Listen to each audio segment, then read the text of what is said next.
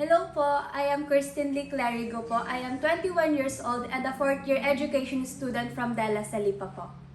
Hello po, I am Hailey Flores. I am 16 years old. I am a HUME student, grade 11 po sa De La Salipa. Hello po, ako po si Erica Miguel from Tanawan, working po sa NFS Lipa.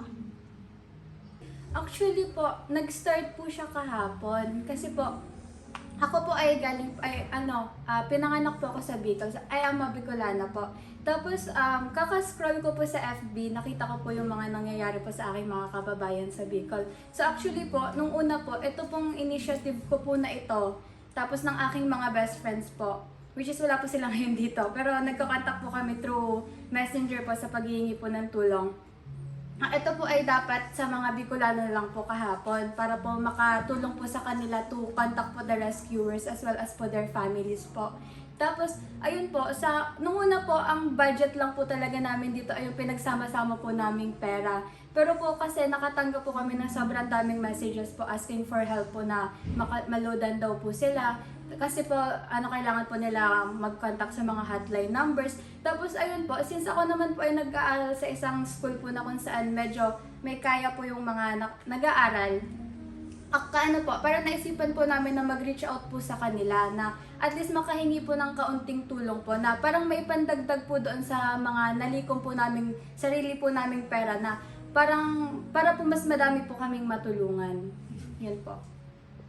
Actually po siguro po nakuha ko po siya sa mami ko kasi ang mami ko po kasi lagi po siyang natulong hindi lang po sa family namin, kahit po sa mga kapitbahay namin or kung sino man po ang nangangailangan po na matutulungan niya po. Sabi niya po kasi sa akin, especially po sa pagkain, hanggat daw po meron ako, especially po sa food, ang food daw po kasi ay hindi pinagdadamot. Sabi niya pong ganon. Kung kaya ko daw po i-share yun sa iba, i-share ko daw po, sabi po ng mama ko. So, same as with this po, hindi man po siya food, like, kung alam ko pong makakatulong po sa kanila, gagawan ko po ng paraan para po makapag-share po ako. I think one of my inspirations po talaga ay si Ate Kylie. I think she's an inspiration po kasi ever since na-meet ko siya a few months ago, halatang helpful po talaga siya, halatang generous siya. Other than that, yung mom ko po ay very generous din. Tinuruan niya po akong yung ginagawa din po ni ate na nagbibigay po pag may extra, ganun po.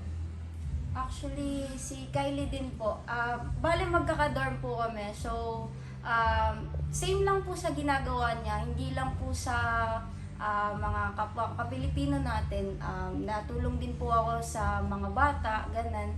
So, nakaka-inspire po kasi kapag nakikita mo silang masaya, parang masaya ka na din, ganun po. So, I think po ako po ay what inspires me is my mom po. Kasi lumaki po talaga ako na ang aking pong family ay natulong po talaga sa iba't ibang tao po. As long as kaya po nilang tumutulong po sila. So, siguro po doon, yun po yung nakuha ko po sa kanila na kapag alam ko po na meron po talaga ako at may kakayanan po akong tutulong po talaga ako. Manawagan ko. So, ayun po. Hello po sa family ko po sa Bicol, especially po sa auntie ko, sa kapatid ko, and sa mga pinsan ko po dyan sa bahay namin. Pakatatag lang po kayo. Alam niyo pong resilient po tayong mga Bicolano. Mga Bicolano, mga Oragon. Kaya po natin yan. Bangon Bicol. Yun lang po. Thank you so much po.